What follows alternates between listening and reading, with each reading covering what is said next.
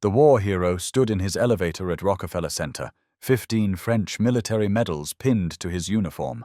Most passengers never looked up. They had no idea the black man pressing their buttons was the first American of any color to fly a fighter plane into combat. That he'd been decorated for valor at Verdun.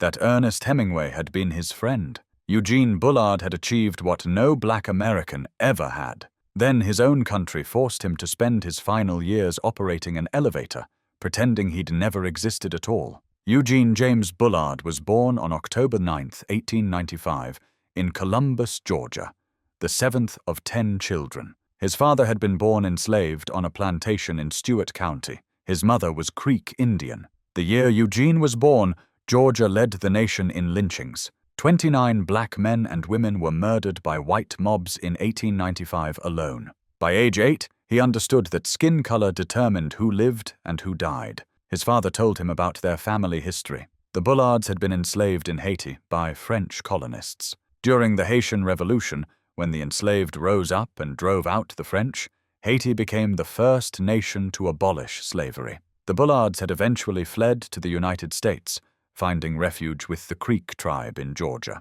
But America had its own ideas about black people. William Bullard worked as a laborer for W.C. Bradley, a cotton merchant in Columbus. He kept his head down, raised his children to read and write, and told them something that would change Eugene's life. In France, he said, a man is judged by his merit, not by the color of his skin. Eugene's mother died when he was 5. His father raised 10 children alone. Eugene attended the 28th Street School through 5th grade, learning to read and write. The white children and black children in Columbus did not mix. Eugene learned early which parts of town he could walk through and which parts would get him beaten. He learned to step off the sidewalk when white people approached. He learned the rules of Jim Crow, Georgia. In 1903, when Eugene was 8, his father got into a fight at work. A white supervisor started the altercation. William Bullard defended himself. That night, a lynch mob surrounded their house. Eugene watched through a window as drunk white men with torches demanded his father.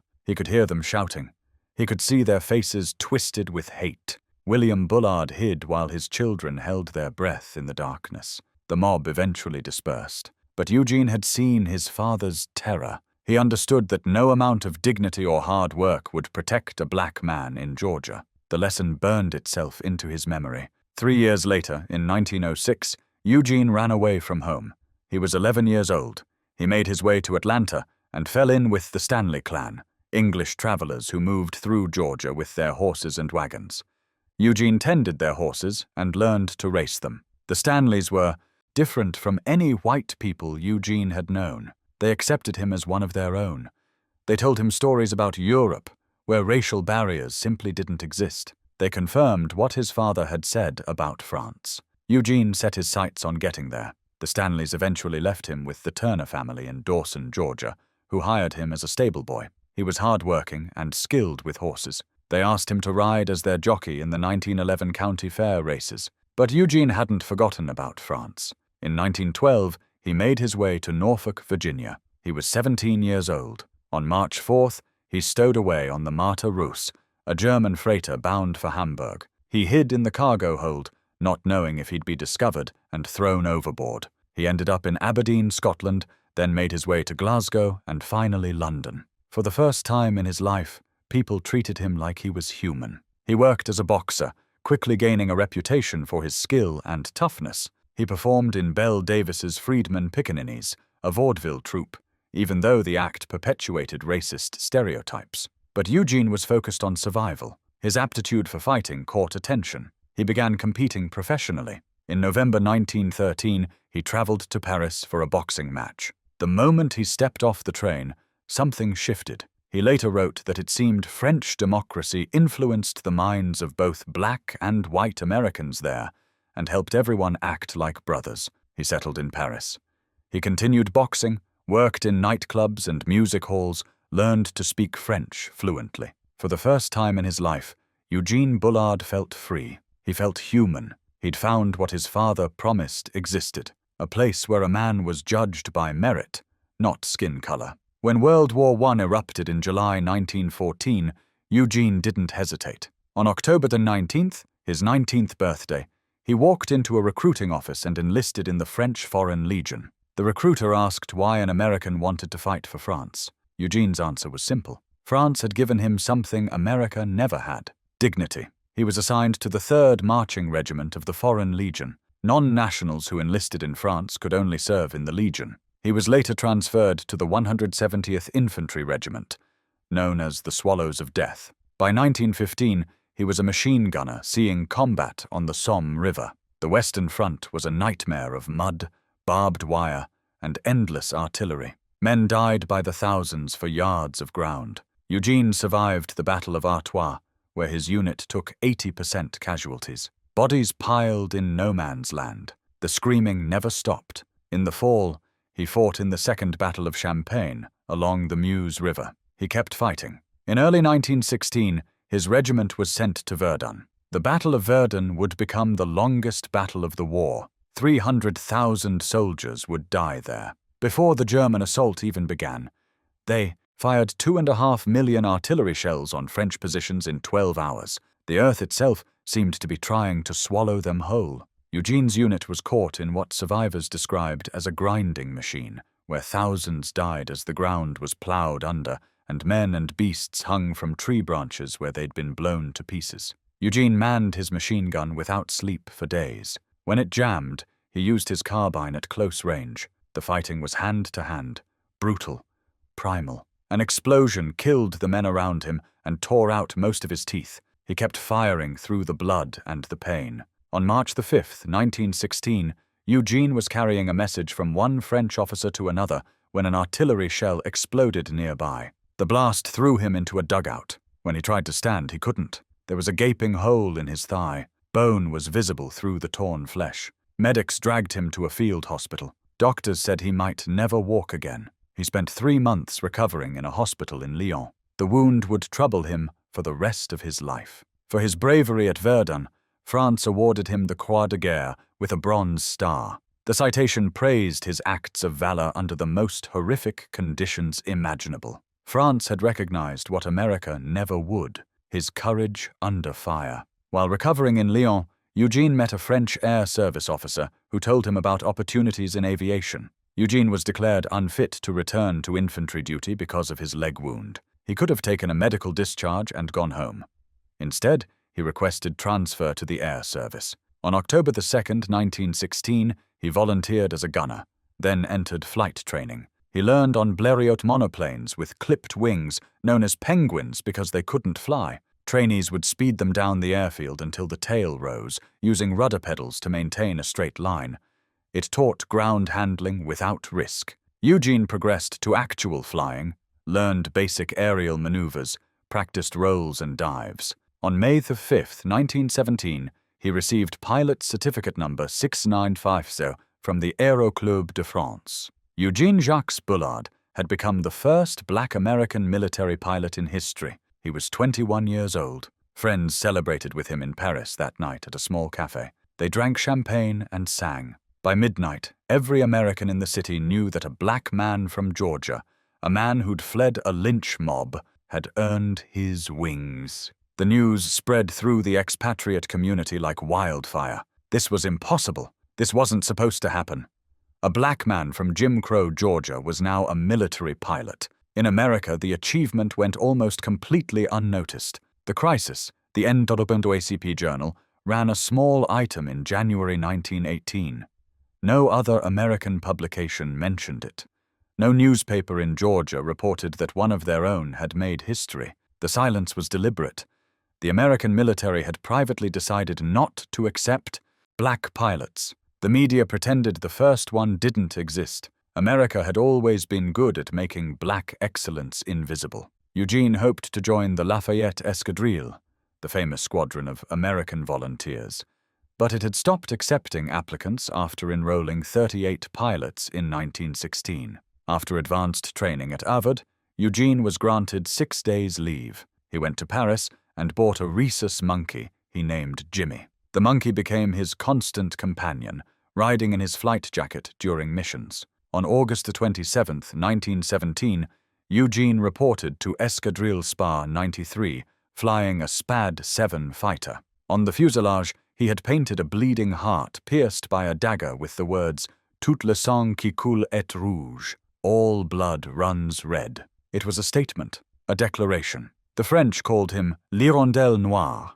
the black swallow. The Germans, who would come to fear him, called him the Black Swallow of Death. Over the next 3 months, Eugene flew more than 20 combat missions. He flew reconnaissance patrols over German lines, photographing trench systems and artillery positions.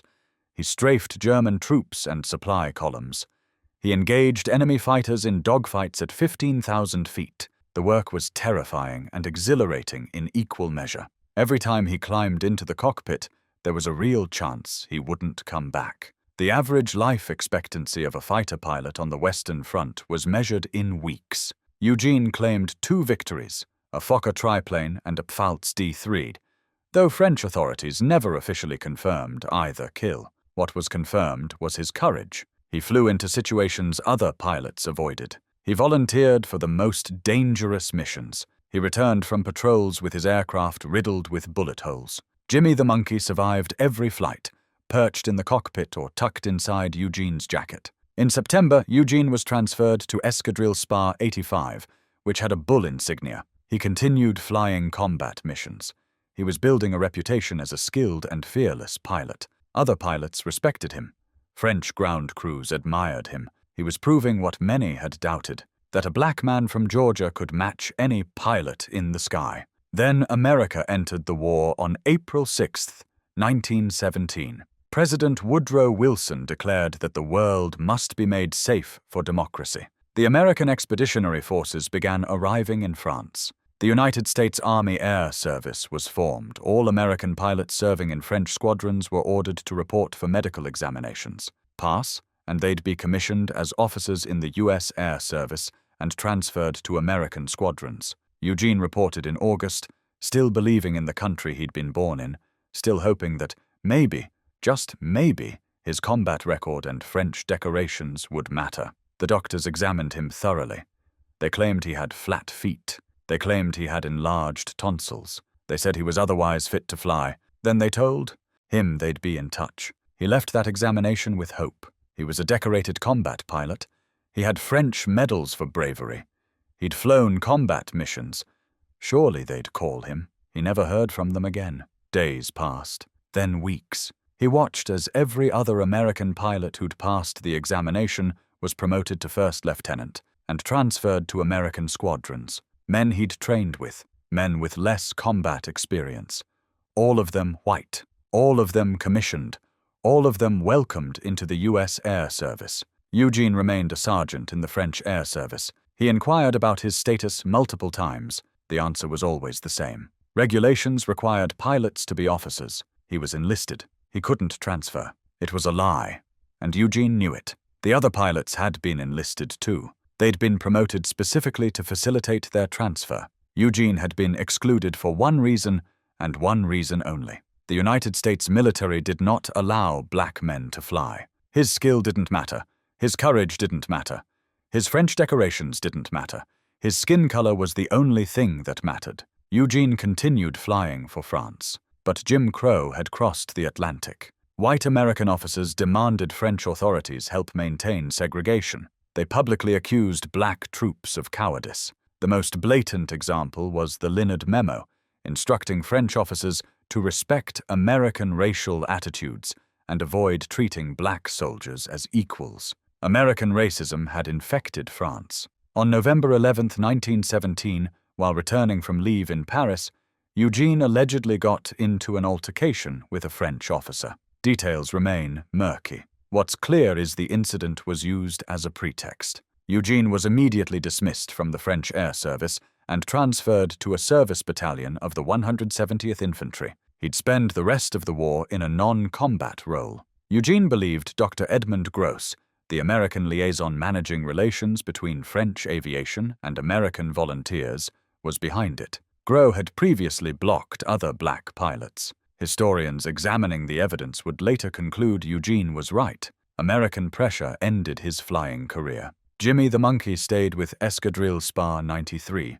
He died in the 1918 flu epidemic. Eugene served until his discharge on October 24, 1919. France awarded him 15 decorations for his service. After the war, Eugene stayed in Paris. He worked as a jazz drummer at Zelly's nightclub, helped secure it a late-night license, making it the most celebrated club in Montmartre. He managed Le Grand Duc, eventually becoming part owner, then opened his own bar, L'Escadrille, and Bullard's Athletic Club. On July 17, 1923, he married Marcel Eugénie Henriette Straumann from a wealthy Parisian family. They had 2 daughters, Jacqueline and Lolita, before divorcing in 1935. Eugene kept custody. His clientele included Josephine Baker, Langston Hughes, Ernest Hemingway, F. Scott Fitzgerald, Charlie Chaplin, and the Prince of Wales. Eugene Bullard had become a success. He'd found what his father promised existed, a place where a man was judged by merit, not skin color. In 1939, as war approached, the French government asked Eugene to spy on Germans in Paris. He agreed. His nightclub attracted German officers and Nazi sympathizers who spoke freely, never imagining the black owner understood German. Eugene passed intelligence to French counterintelligence for months. When Germany invaded in May 1940, Eugene volunteered for the 51st Infantry Regiment at age 44. On June 18, 1940, he was wounded by artillery at Orléans.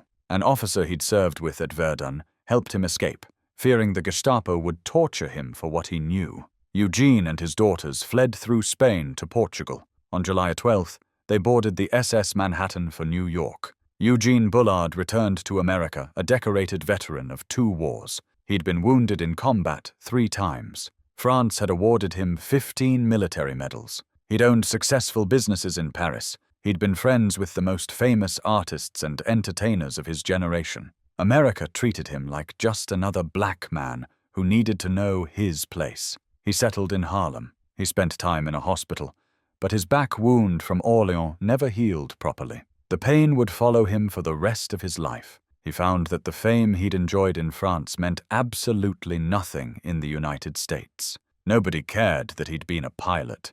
Nobody cared about his French medals. He worked as a perfume salesman, walking door to door in Manhattan. He worked as a security guard, standing on his feet despite his injuries. He worked as an interpreter for Louis Armstrong when the jazz legend needed French translation. His back injury limited what he could do. The physical labor jobs that might have paid better were beyond his capabilities now. He tried to reclaim his property in Paris, but his nightclub had been destroyed during the Nazi occupation. The French government gave him a financial settlement. It wasn't much, but it was enough to buy a small apartment in Harlem. His daughters married and moved away, starting their own families. He lived alone, surrounded by photographs of Josephine Baker, Louis Armstrong, Ernest Hemingway, and Langston Hughes. His 15 French war medals hung in a glass case on the wall. Sometimes he'd look at them and remember when he'd been somebody. In 1949, Eugene heard that Paul Robeson was giving a concert in Peekskill, New York. Robeson, the famous black singer and civil rights activist, had become controversial for his support of communist causes and his outspoken views on racial equality. The concert was a benefit for the Civil Rights Congress, a legal defense organization. Eugene, who'd spent his life fighting for freedom, decided to attend. On September 4th, 20,000 people gathered at an outdoor venue. Local veterans groups, the American Legion, and Ku Klux Klan members had organized protests. They considered Robeson a communist sympathizer, a threat to American values, as if American values had ever included Eugene Bullard. The concert went well. Robeson sang. Pete Seeger performed.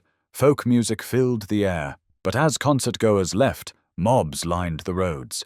They pelted cars with rocks and boulders. They dragged people from their vehicles. They specifically targeted black attendees. Eugene Bullard, the decorated veteran of Verdun and Orléans, the man who'd fought for France twice, was beaten by state troopers and local police officers. The attack was captured on film. Photographs show 2 policemen, a state trooper, and a concert-goer striking a 63-year-old war hero as he tried to make his way to safety. They beat him until one of his eyes was permanently damaged. The same eyes that had once spotted German fighters at 15,000 feet. 140 people were injured that night. No arrests were made. No charges were filed. No one was ever prosecuted. In the weeks that followed, New York state officials and newspapers blamed Robeson and the concert-goers for provoking the violence. Governor Thomas Dewey refused to meet with victims. The message was crystal clear. America in 1949 was the same America Eugene had fled in 1906. Nothing had changed. Not really. His final job was elevator operator at Rockefeller Center. He wore his uniform with military medals pinned to his chest.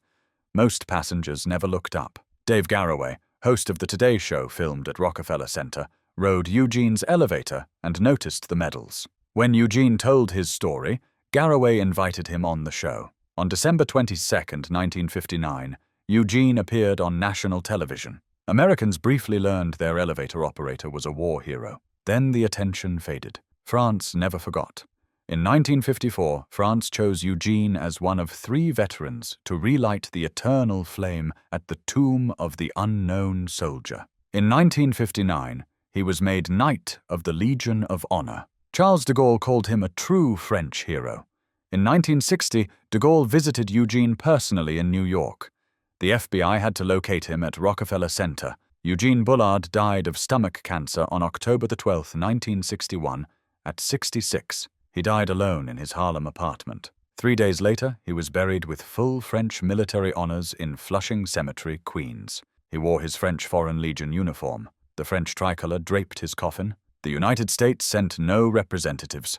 33 years later, on August 23, 1994, the U.S. Air Force posthumously commissioned Eugene as second lieutenant, exactly 77 years after he'd been rejected. In 2019, a statue was unveiled at Robbins Air Force Base in Georgia. Too late to matter to Eugene, the contrast between Eugene's life in France and America reveals what was lost when this country denied black citizens their basic humanity. Eugene could have trained pilots, developed aviation, technology, passed on combat experience. Instead, America forced him to operate an elevator. France recognized his courage and skill, gave him citizenship, made him a knight. America gave him poverty and anonymity. When de Gaulle visited him in 1960, Eugene was living in a tiny Harlem apartment, working minimum wage, struggling with war injuries. The people riding Eugene's elevator didn't know they stood next to the first black American fighter pilot.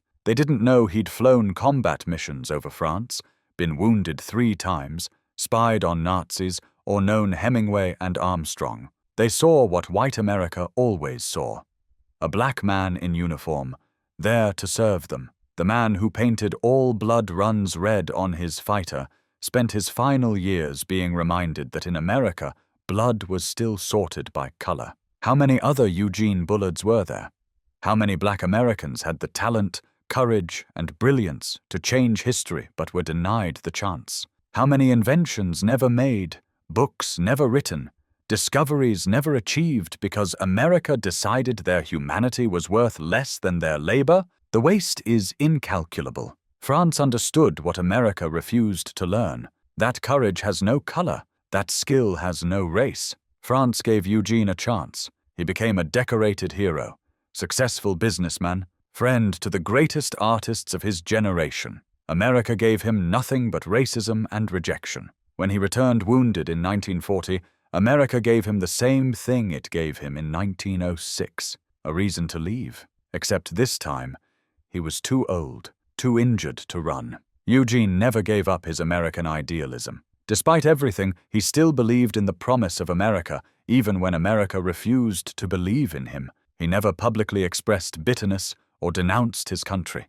He simply lived his life, worked his jobs, wore his medals. When he got his moment on the Today Show, he told his story with quiet pride, not anger, just the facts. Then he went back to his elevator. That dignity in the face of such injustice is perhaps more heartbreaking than if he'd raged. The statue in Georgia, the posthumous commission, they're not enough. Eugene's story should be taught in every American school. His photograph should hang in the Smithsonian alongside the Wright brothers. His combat record should be studied by military historians. Instead, most Americans have never heard his name. That obscurity is not an accident. It's a choice. America chose to forget because remembering would require confronting an uncomfortable truth, that the land of the free denied one of its citizens his freedom because of skin color, that the country claiming to value merit refused to acknowledge one of its most accomplished citizens. France honored Eugene in life and death, gave him citizenship, made him a knight, buried him with full military honors.